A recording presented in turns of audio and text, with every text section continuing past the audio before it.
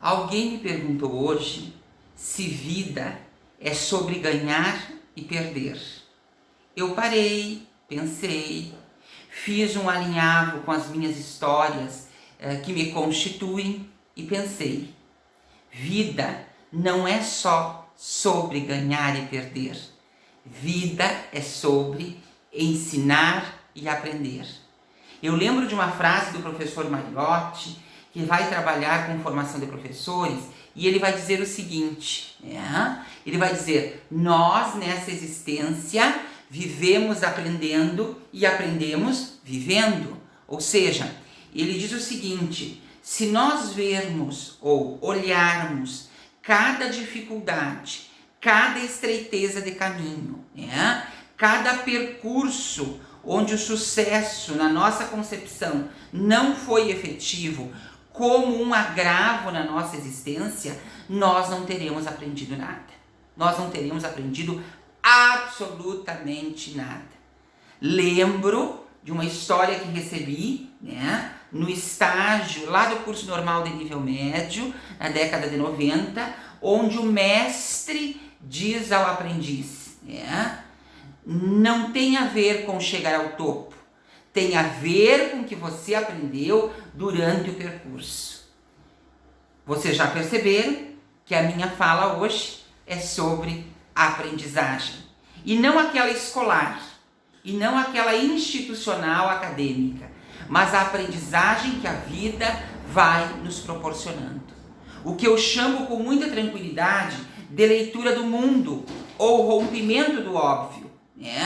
É quando a gente começa a perceber as coisas por um outro prisma que não o senso comum, que não o do senso comum. Ou seja, nós vamos vendo, como diria a professora Marta Medeiros, quais são as perdas e ganhos, se tratando não de consolidação daquilo que é simples, mas de consolidação daquilo que é interno, subjetivo. O que eu ganhei com essa experiência? O que eu aprendi com esta decepção? O que fez com que eu me tornasse uma pessoa melhor a partir, daquela situação que me colocou numa zona de conflito, onde eu me questionei, inclusive, nas minhas objetivações acerca de ser e estar no mundo. Porque eu tenho insistido muito nos vídeos, e vocês têm visto isso, lendo psicanálise, que a nossa grande crise civilizatória está associada à ideia de não nos escutarmos. Nós não nos escutamos. Nós temos medo de pararmos e ouvir o nosso silêncio. Porque o nosso silêncio vai permitir que a linguagem legítima que nos faz venha à tona. E a linguagem legítima que nos faz vai dizer não do que gostaríamos de ser, mas do que somos.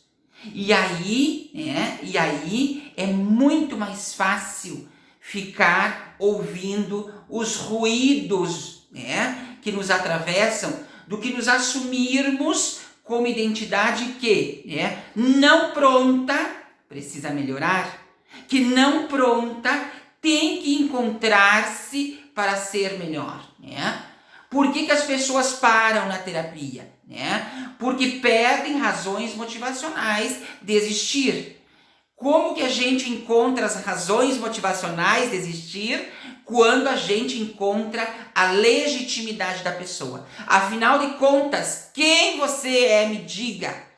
E me diga a partir daquilo que é legítimo. Não minta para você porque a terapia custa cara. Não minta, As pessoas passam a vida inteira, negando aquilo que são, ou fazendo um jogo que eu entendo que tem muito mais trabalho, Eu costumo dizer que fazer maquiagem daquilo que a gente deve dar um trabalhão desgramento, com o perdão da expressão chula, porque você, grita de um lado, a sua existência singular, finge do outro, a sua existência social e ainda escapa de novo pelo mesmo lado para exercitar o que você é, E aí eu não estou falando, e quem pensa que eu estou falando se enganou, só de orientação sexual. Eu estou falando de caráter. Eu estou falando de ética. Eu estou falando de jeitinho brasileiro. Quem já não ouviu a famosa frase jeitinho brasileiro? E aí eu não estou dizendo que nós não podemos ajustar dentro do que é lícito, né? Dentro do que é idôneo, ajustar coisas, né? E quando eu digo coisas, vamos pensar em elementos instrucionais de vida que não cabem para aquela realidade. Imaginem se eu não flexibilizasse um planejamento numa escola de pau a pique. Não tem como. Eu tenho que chegar lá preparado para me contextualizar naquele processo, né? Quer dizer, para estar naquele processo, né? Agora, isto não me permite, aí viria a corrupção, isso não permite que eu chegue lá, né, e diga, bom, como eu percebo que eles não têm desejo ou estão, de certa forma, desmotivados para aprender, eu finjo daqui, ele finge de lá e nós fazemos pacto de mediocridade. Então vejam que interessante. A aprendizagem que eu proponho hoje é uma aprendizagem que vai trabalhar um pouco com a ideia do armário de Nárnia, né? Na verdade, o filme Nárnia, ele é extremamente fascinante para a gente pensar construção e desconstrução, né? Quer dizer, para sair daqueles elementos que não se questiona, né? O que aquelas crianças fazem? Entram no armário e vão para um mundo onde as coisas são possíveis. Na nossa vida isso era contramão, né? Porque na contramão, para as pessoas não serem o que são e não assumirem o que fazem, né? Porque algumas pessoas também têm dificuldade de assumirem, né, o peso das suas decisões, elas fazem o quê? Elas se enfiam no armário. Então, em Nárnia, o armário era, né, um portfólio libertador. Para nós, o armário é um signo e um significado de gente que não tem coragem de ser ruptura, não tem coragem de ser compromisso, não tem coragem de ser decisão, não tem coragem de ser legítimo. E passa por vezes por obsoleto, fútil, idiota, tonto, porque tá tudo ali, né? Só não lê quem não quer. Tá tudo ali. Por que eu estou dizendo isto, né? Porque o nosso movimento contemporâneo de evolução tem nos pedido evolução interior. E eu pergunto, como alguém vai evoluir interiormente se nega? Se não consegue assumir o peso da sua decisão? Me digam. Alguém me responda. Há como nós darmos conta desta evolução que já está determinada para acontecer? A interior. Está determinada. Ou a humanidade caminha para um processo empático e civilizatório, né, envolvendo valores humanos, ou nós não sabemos os nossos rumos, né? Mas como a gente faz isso com pessoas que vivem dentro do armário de Nárnia, né? Elas dão um jeitinho, elas acham que enganam, né? Elas acham que tapeiam, né? Elas acham que contracenagem, né, ainda mantém, né, a condição dela de ser e estar, e na verdade não mantém mais. Então eu estou vivendo agora um certo cansaço intelectual, se tratando de dizer o seguinte: nós não vamos chegar a lugar nenhum se tratando de evolução interior, se nós não começarmos a entender que é preciso naturalizar o eu. É preciso potencializar o eu. O que é potencializar o eu? O que é naturalizar o eu? É entender que eu tenho que ter amor próprio. E que no momento em que eu escondo, no momento em que eu nego, no momento em que eu faço todo o movimento para destituir aquilo que eu sou, né, eu coloco em xeque uma evolução que precisa acontecer. Porque essa evolução precisa acontecer. Nietzsche é fantástico quando diz o seguinte, né? Não há melhor sensação do que pertencer-se a si mesmo, né? Frida Kahlo diz: onde não puder amar, não te demores. Ou seja, né? pensadores de vários lugares de fala vão dizendo o seguinte: pare de contracenar, pare de fingir, seja o suficientemente legítimo para arcar com aquilo que você fez. Você tem que arcar com aquilo que você fez, porque só isso gera crescimento. Quando que eu cresço? Quando eu assumo o ônus e o bônus do que eu fiz. E não fico jogando isto, né, para crises civilizatórias que estão atravessadas neste mundo e nesse tempo. Então o que eu quero dizer para vocês é que é chegada a hora de nós pertencermos a nós mesmos. É chegada a hora de nós não termos medo de dizermos onde, quando e qual é o nosso caminho. Eu não posso acreditar que nesse tempo que a gente viva ainda haja, me ajudem, ainda haja tabus se tratando de construção do sujeito. Minha avó dizia uma frase fantástica: gente bem resolvida não inferniza a vida alheia, né? Agora, gente mal resolvida é um assombro, né? É um assombro, é uma coisa demoníaca.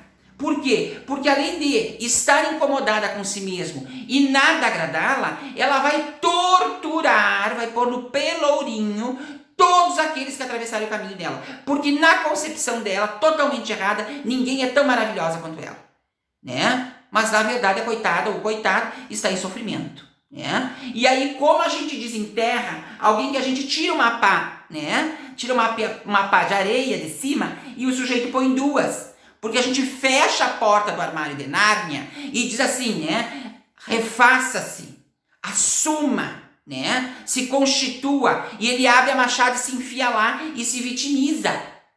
Porque nós temos hoje também o movimento da vitimização. O que é vitimização? Todo mundo é vítima. Todo mundo é vítima. Né? E aí não estou dizendo que nós não somos, mas nós somos vítimas, com perdão da expressão, uma expressão minha, da mesma aripuca que nós criamos.